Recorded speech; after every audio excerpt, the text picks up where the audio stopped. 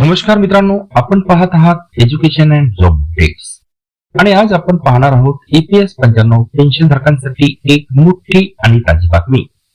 मित्रांनो, देशभरातील EPS 95 pension धारक पुन्हा एकदा आंदोलनाच्या तयारीत आहेत।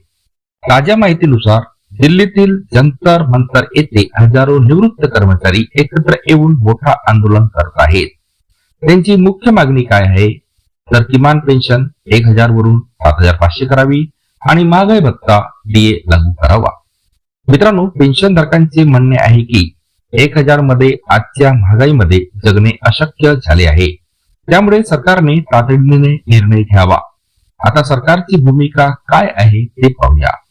अलीकडील रेपो अपडेट नुसार केंद्र सरकारने स्पष्ट केले आहे की सध्या EPS 95 ची किमान पेन्शन अजूनही 1000 आहे।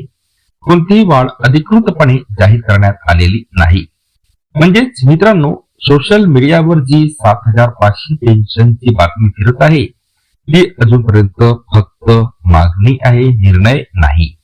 दरम्यान संसदीय समितीनेही सरकारला सुचवले आहे की 1000 पेन्शन अपुरी आहे, त्यात वाढ करणे गरजेचे आहे।